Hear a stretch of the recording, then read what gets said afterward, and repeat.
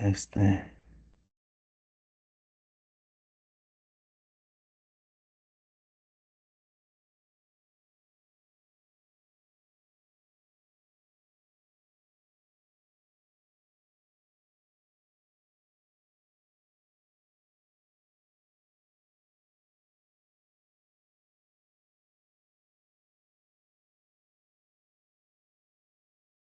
hello.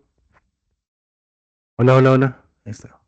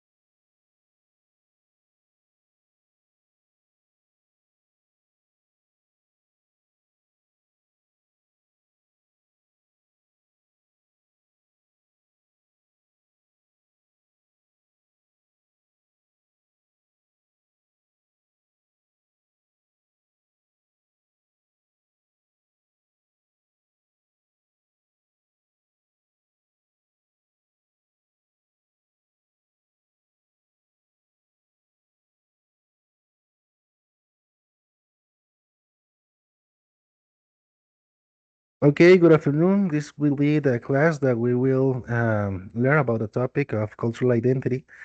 And this is the same module that was yesterday, and this will be the same model that we are gonna keep talking about until the Friday, this Friday.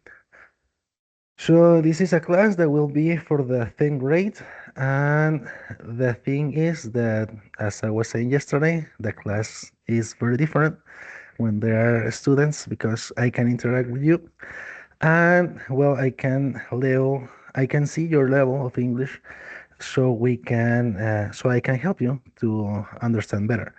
In this situation, I'm going to just speak myself. I'm going to explain the topic, but it's not the same because maybe you don't have the same level of English to understand what I am saying. So that is the difficult situation, but I hope in the future some of you can join me and we can stay have a more interactive class. So let's start with the topics. The first or the main topic of this class will be cultural identity. So, what makes a cultural identity? In a cultural identity is made of several factors that made a person, made a group of persons of people, um, as a group, they identify because of costumes or religion, ethnics, way of thinking, and we can have a simple way of thinking that in all the countries or in many countries, in all that country, all the people have the same situation, the same identity, the same cultural identity, but it's not the case because there are countries that have a lot of people and maybe some of them are federations, are a combination of states. So the situation with these countries is that we can find a lot of group of people living in some of the places of the country where they have in common. Normally, they have in common this aspect of tradition and customs, but that is not the case in all the country. One very simple example would be in United States. United States is its form of 51 states. So we know that in some of those states we can find people from a certain nationality or ancestors that they share in common, that is common knowledge. For example, in San Diego, if someone has been there, you know that there are a lot of Mexican people, maybe also in the south border, there are a lot of Mexicans, and we also have Cubans in the United States. We have in New Orleans, we have African American people. Um, So what I'm trying to say is that in a case like this, in a country, a big country, we have uh, we have several ethnic groups, and with different ancestors and nationality of their ancestors. So they do share those things in common, but not in all the country. But this is a very good example because one of the I personally think one of the main aspects of cultural identity is that to think in a positive way, what is that cultural identity can bring to the world. And the thing is that with cultural identity, you have to be proud of your roots. And with that, it's a good thing that you share with others what it means to be of a certain root or certain ancestors and your language. All those aspects that make your ethnic group what it is good to share them with someone else. So to do that, in order to do that, we have to be open-minded people, and that is the thing that not all people are open-minded. So that is the bad thing about cultural identity, that sometimes people are too close and it has a bad effect. The good effect is what I was saying, that you have your very aspects that you can share, and you do share them with people and with people that want to know about it. And I mean, some of the aspects that could make a cultural identity. Let's see. It will be your language. As we all know, we have a specific language that we speak in a certain country, and even the countries has have um, a main language and also a second language in some cases, like Canada. They do have French and English. So the language will be a main thing. Not all people in all the world speak the same language, so that is a good aspect to share, and to also this is one of the important things to preserve what makes your lineage and your ancestors, because there are cases of people, for example, African American people that are born in, I don't know, Central America, South America, or even United States, where they migrate from those countries because of several reasons, and in the process, when their children take the new nationality, they start losing those old values that made their ancestors. And I saw that with personal experience. I mean, I had a friend who was Japanese, and he had a mother Japanese and a father that was Japanese and was born in the United States. So he normally said, I am an American. Yeah, he was an American, but reality was that he was Japanese because he had in himself, in his, I don't know, in his,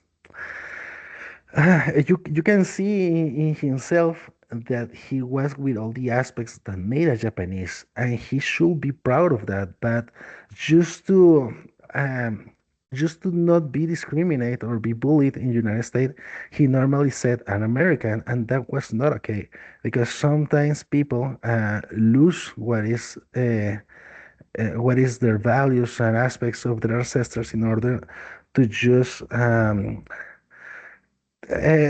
fit right in society. So that is not a good thing, and that was the thing that he was doing. He was trying to fit in society, but leaving behind all those aspects that made what he was.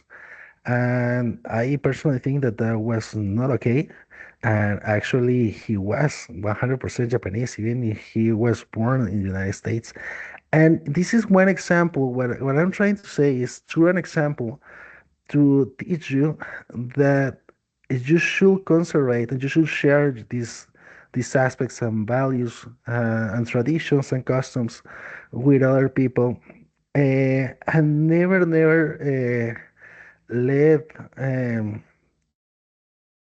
let forget these things because because that's not the right thing because you are just nullifying yourself when you do that. So in that was the case of this friend. He did that, but what he should have done is just to keep alive their way of life, their traditions. We know the Japanese have people have a specific way of life where you enter a house, you take out your shoes.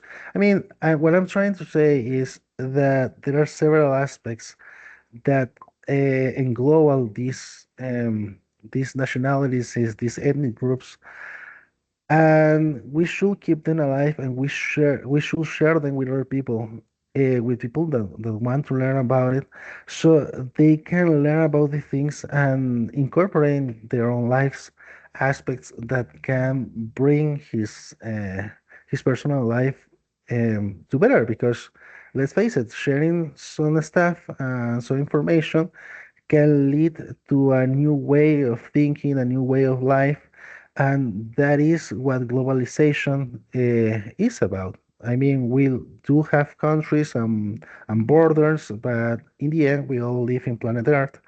So we have this.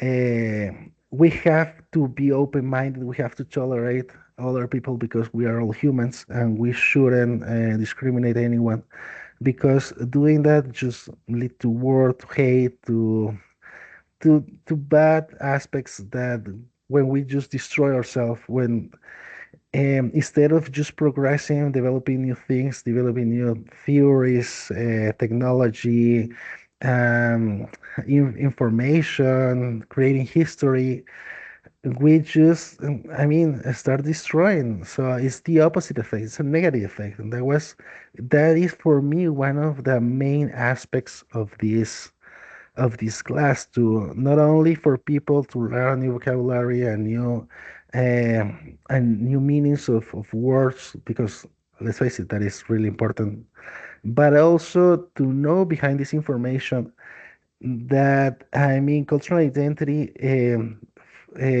thinking further, that is not, I mean, is what makes you, but besides that, what could be the effects that can have in the world when you are in society, having this cultural identity, sharing with other people that has cultural identity themselves. So the positive and negative aspects of this, I think, is a big topic because it leads to a lot of stuff. So I'm gonna make a quick break because having a class alone when I just speak for an hour, it's really hard. So I'm gonna drink a little water and I'm gonna take a little break and then I will continue talking about this topic. If I see a student that will join, I welcome anyone by this point to join the class so I can teach them. And you're welcome to do so. And well, definitely the class will progress differently because I'm not going to only speak, but try to make the students to speak for themselves too, to see their level, to share with them personal experience. Because let's face it, this specific topic is a matter um, that global your personal experiences, because we are people living in countries where we do have immigrants, and sometimes we also go to other places. So sharing this experience are very important. So with that in mind, I'm going to take a break and I'm going to come back.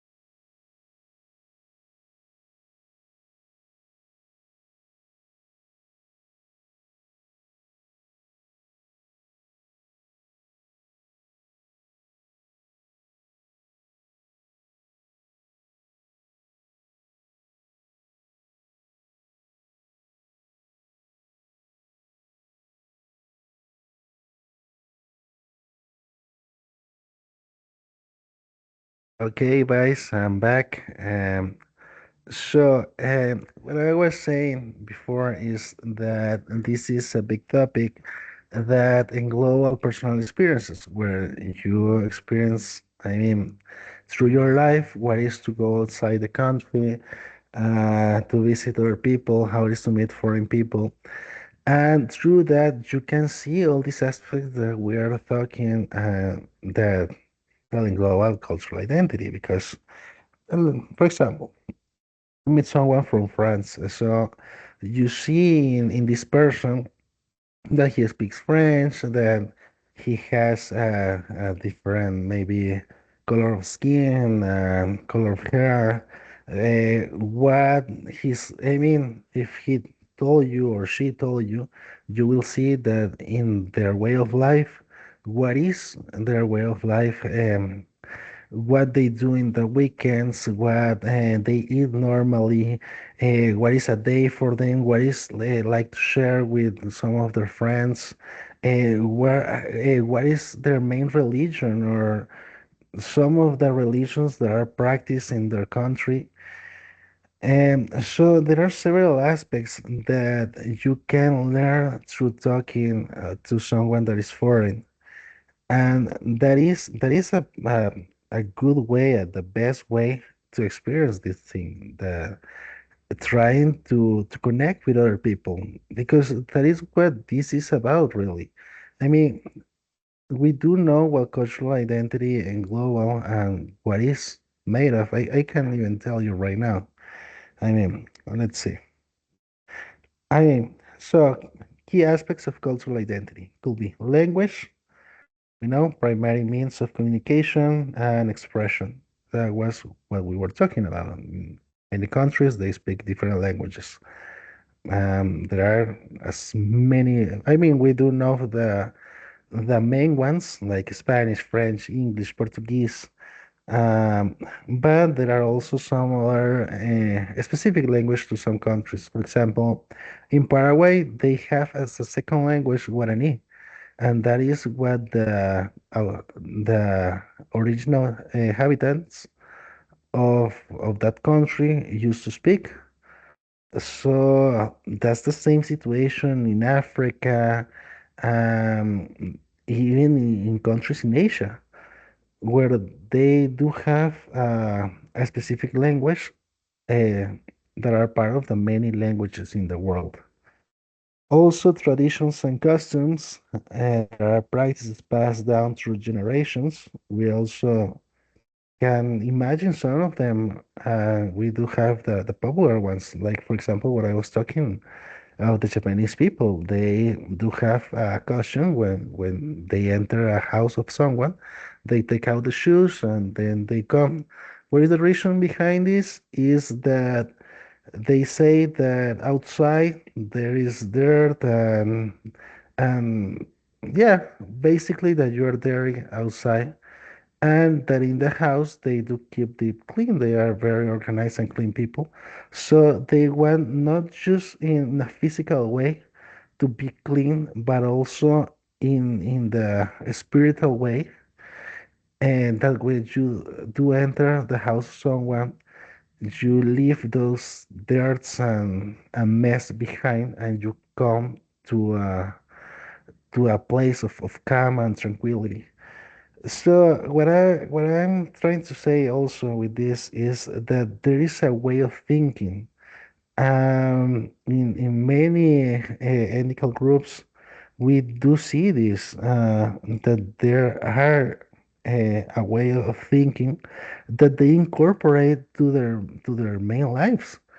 So it's a big topic, because these things are made of beliefs and religion and way of thinking that comes from generations before them and before us, and that are written in history, and some of them are not, but in combined they make what the people are today. I mean, in a psychological way, um, or even in a social way. what we are today is a combination of what we experience in society, and society is made of people that think and has a way of thinking and some customs and traditions, and we like it or not, we are influenced by that. So that made us what we are today. I mean, we can try to find our own way, and we do because that's part of what made us. I mean, just for you to see, I'm right now talking about psychology, and it's because all those topics are very integrated between themselves. So, why psychology? Because I'm talking about the personality of the people that are from a specific group with traditions and a way of thinking that sometimes is the same. So, in this situation, we have, okay, yeah, yeah. So, what I was saying, I forgot. What I was saying with the Japanese is well, I'm thinking the Japanese because I was in Japan and also because many people know the Japanese costumes. So it's easier for me to share them with you that you probably know some of them. So they do that. They also have their religion that is Buddhist or also one that is called Shinto that is with the spirits, and they pray to mainly forces of nature and other stuff. But this is a good example because we have countries that are near our own country, Costa Rica, like Panama and Nicaragua, Guatemala, Honduras. I mean, all the Central American countries, and we can go with Latin America to the south and to the north. So, what is the situation with this? That all these countries have been conquered by the Spanish, and the Spanish have their own architecture. They believe there is Catholicism, and the thing with this is that with these countries being conquered by the Spanish and the Spanish bringing their own values and traditions and customs to all these countries, um, all these countries share those things. If you go to a plaza or a park, you will see the church, and you will see architecturally the that the church is in some specific cardinal point, facing the park. How is the structure of the city and the streets? How are they? But in all these countries, they have these similar things in common because they share those roots. They share these Spanish roots. So we do have different things like dishes or maybe an accent and some things like that. But in the end, there are minor differences. In Latin America, we are very, very similar. But if we go to somewhere to other, I mean, continent, we will see different things, for different architectural, different way of thinking, different way of life, different beliefs, and their guts are another thing, and their dishes because the ingredients are not the same. Some of the ingredients don't grow up in this country in our countries. So the weather is a very good example because the weather is a condition that makes the food to grow or not to grow in a specific soil. So that is one of the many reasons that we have, the farther are we from or some other countries, we have different aspects of life, a different way of life that makes a cultural identity, and we have a cultural identity of our own that is different. Um, so that is a situation of why I'm speaking again about the Asian people, the Koreans, the Japanese, because they have a completely different culture. You will see this in Africa, you can see it in some places of Europe, not all the places because again, the Spanish conquered us. So we do have a lot of things from Europe, but if you go further, you will see that in Asia, in Africa, and some island, they have a different way of life. Um, let's not go too far in Hawaii or this island that are separate of the main continent by sea and oceans. They have a different way of life because they haven't been touched by these common roots that we have been. I mean, they have been conquered and all, but it's not the same level of exposure. So so there is a very interesting thing that I'm gonna keep talking in the next segment, but I'm gonna take a little break now.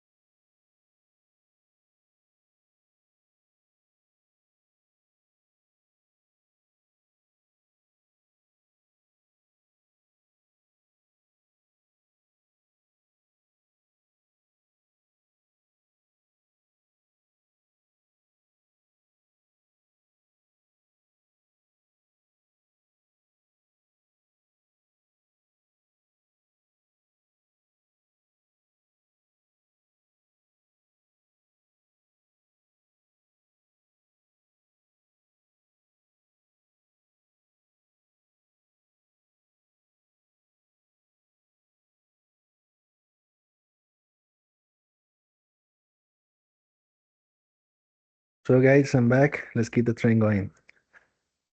So, what I was talking about is, fortunately, there is no rain anymore because a few hours ago there was a heavy rain and I couldn't speak that way. I mean, I was speaking, but and you could hear the rain, and this way is much better because you can hear me clearly.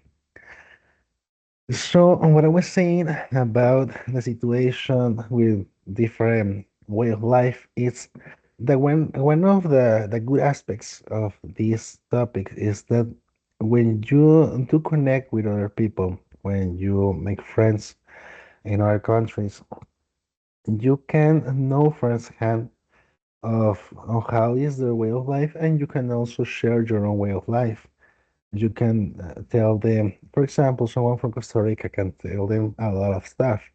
Can tell them that we speak Spanish, we have traditional dishes like gallo pinto, we have another thing that is called natilla, and they will say like, what is a natilla? And we will say it's a thing that is made of milk, from the fat of the milk. So what I'm trying to say with this is that, I mean, for just for you to know, is that through all these examples of topics that I'm going to speak every day from Monday to Friday, and for a lot of weeks, a different topic each week, but that is going to be the case. So, with these things, where one of my goals is when I do have students, and I hope so, um, I'm gonna teach them through these topics some vocabulary, a vocabulary that they can use in their everyday life. Also, I'm gonna correct the pronunciation of the things. I'm gonna write text, and I'm gonna make you say it. Then if I see that you made it wrong, I'm gonna make you say it again. And the thing is that with all the patience in the world and all the my will, I will try to teach you how to speak with freedom, and to know some essential words that can be helpful in your everyday life. I mean, for example, we're talking about cultural identity, and in some of the topics, I started talking about ingredients and food, and I mean, simple words and everyday words like milk and what these dishes are made of. Like, what is a gallo pinto? It's basically a rice and beans. It's made of rice and beans and some specific vegetables like onions, and you see where I'm going. The thing is that these words that form the topic that I'm talking about are also part of, could be part of an everyday conversation. So that is what is very important to have students. That is why it's very important to that I can interact with them. I can hear them. I can even see them. So I can see how they speak, what are their level, and and that is important because sometimes people do know the language, but they are shy and they don't want to speak and communicate with others. I have seen that myself also. So, through these exercises, through these topics, you can lose yourself, you can start talking, and it could be a real helpful way to reinforce what you already know and even to add some new knowledge. So, again, I invite you to participate in the classes. It's a very important language. The thing is that not only English, but and with this, I'm even in the same topic of cultural identity, because as you know, as we already spoke, one of the aspects that make cultural identity is the language. So, and knowing a new language is a way to connecting with other people. It's a way that you can get a job. It's a way through knowing a new language, you can open new doors for you. If you haven't seen this yet, you will see it in a few years. I to just give you an example, when I was a student in college, um, they tried to teach us Chinese and French. In that time, I used to think different. I was another person, so I didn't like learning those languages. I said, why I'm going to learn Chinese, or what is French going to do for my life? And I was wrong. I was really, really wrong.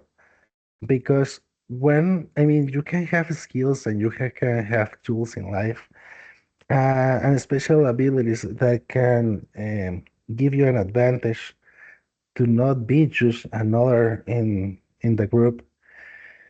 And one of the main tools is knowing a new language.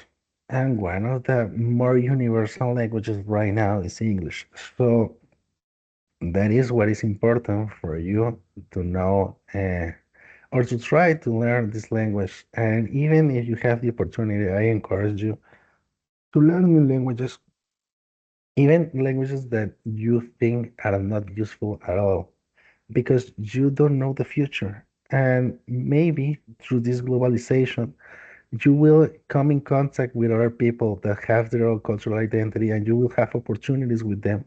And if you haven't prepared by that time, and that is a good advice I will give you right now, don't don't get ready when you have the opportunity. You have to get ready before you have the opportunity. So when the opportunity comes before you, you can be prepared enough to take it. So in this way of thinking, it's very important that you learn a language.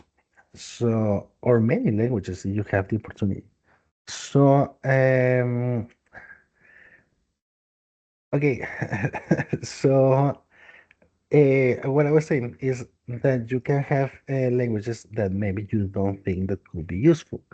And these languages could be like Korean. Where do people speak Korean? They speak it just in Korea.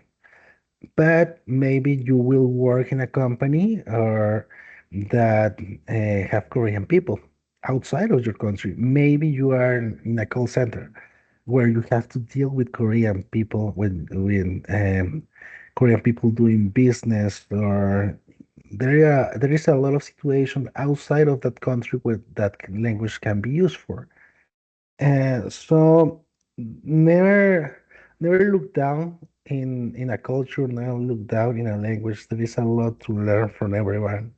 From medical aspects, from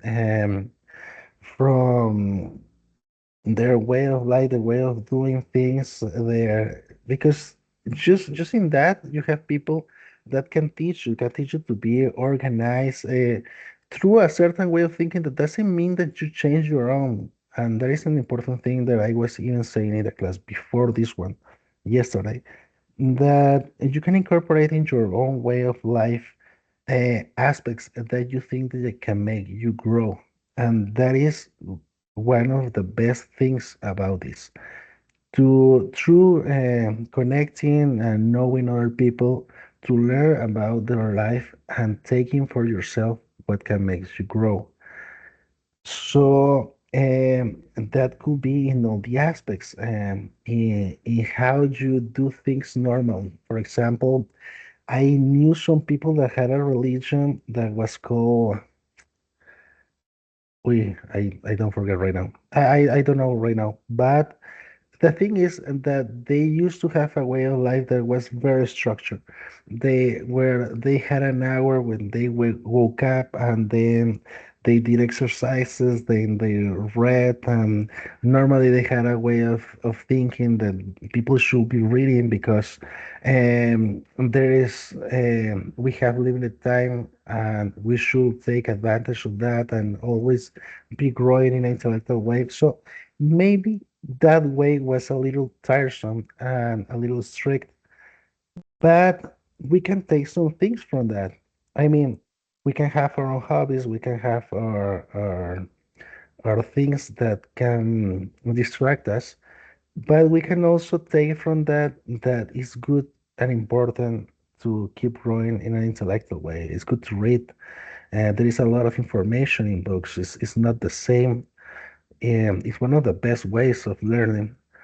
So, with that example, as in the other examples, what I'm trying to say is that you can take for yourself good aspects um, of others and incorporate into your life to make you grow and to be a better person, a better version of yourself.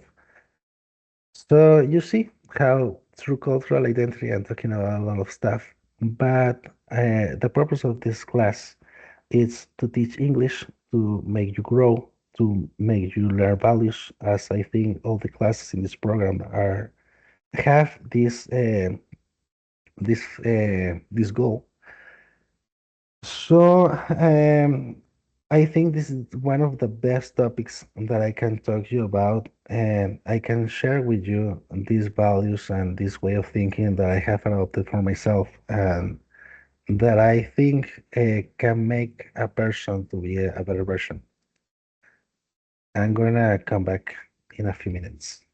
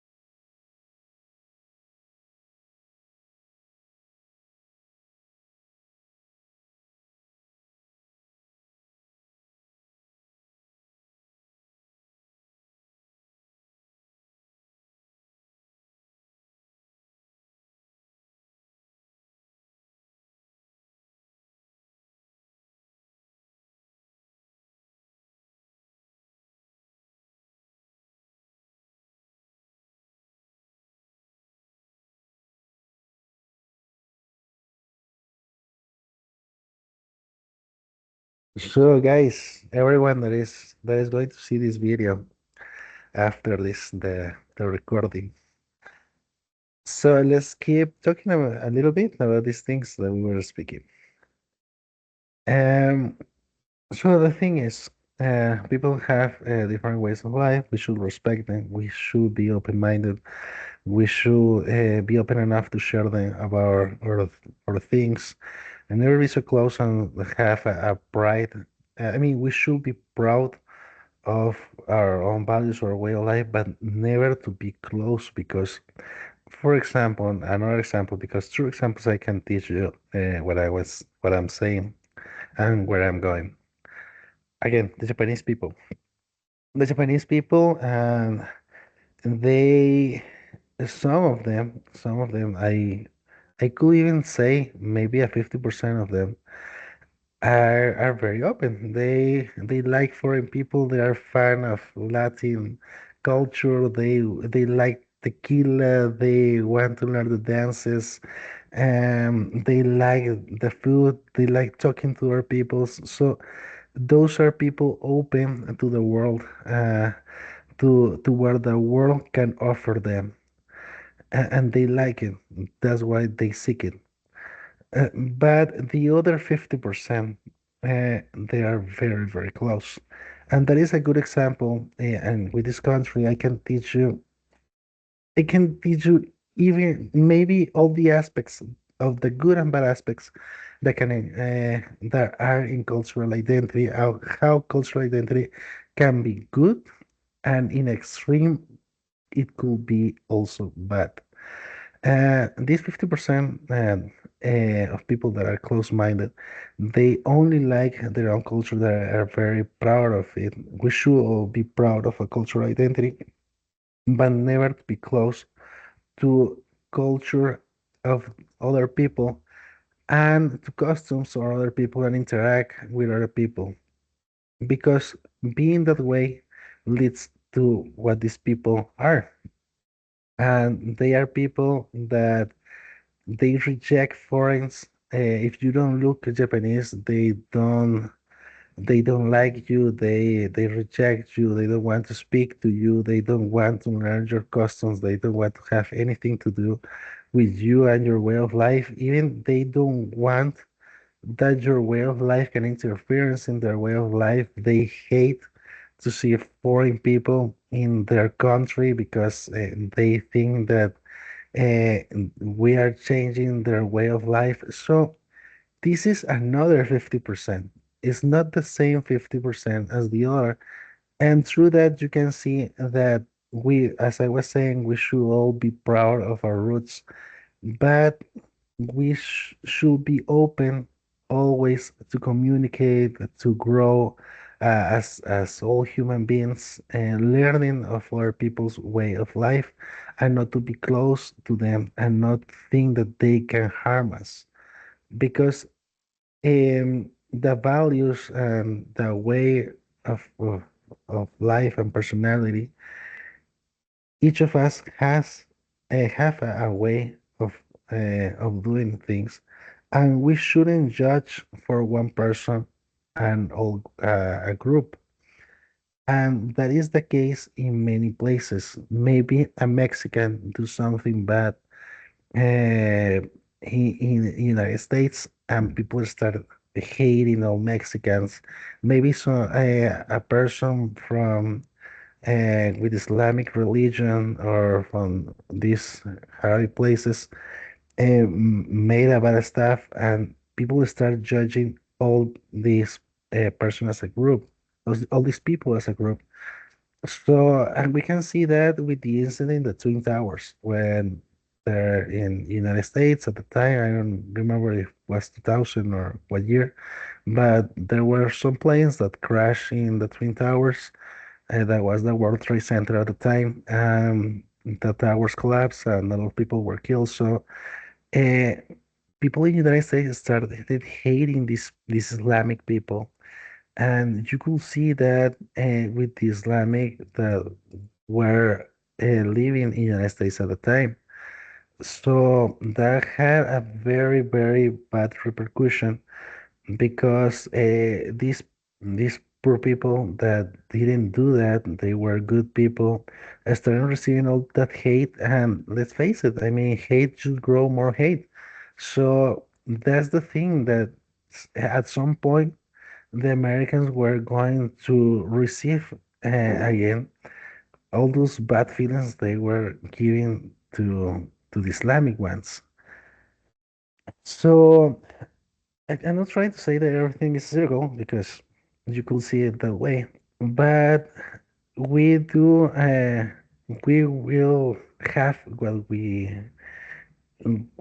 give.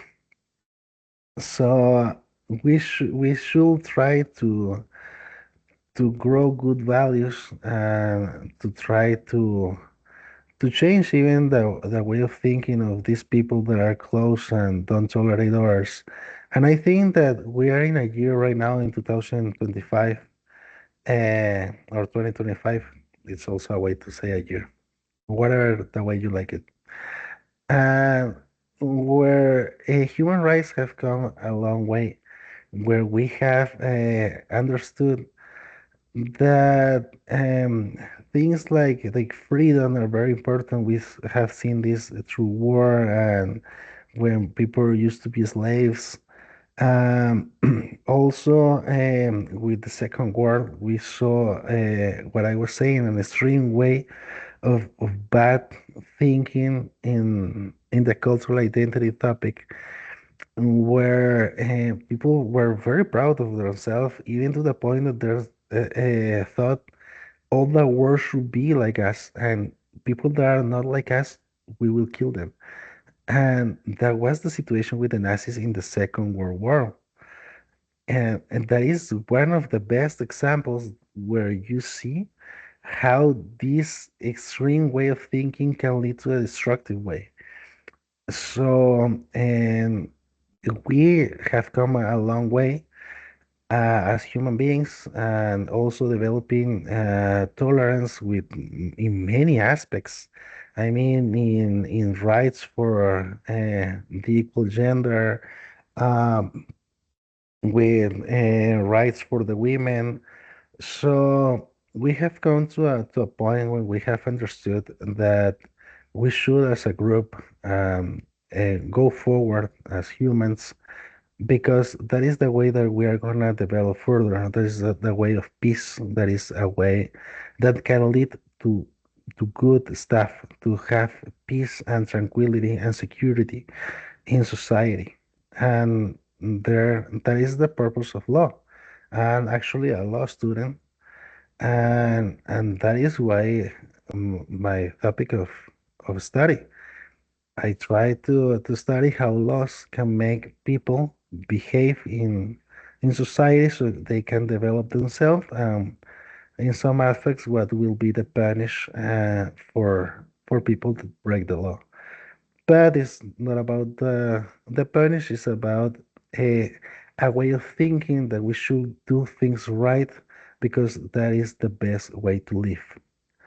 So I have extended myself in a lot of topics, but all of those were related to cultural identity and what are the effects of cultural identity in the world when we choose to share it or we choose to not to share it and to be close-minded and just want to reject other people. So I do hope that you can take more than language from this class, that you can take values, you can take a little bit of my experience, and in some years you can also grow your own experience so you can go out in the world, know new countries, know new people, and understand everything that I told you in this class. I hope to see someone in the class of tomorrow, and if not, maybe I will talk a bit of more topics of this tomorrow. So, bye. Have a good afternoon.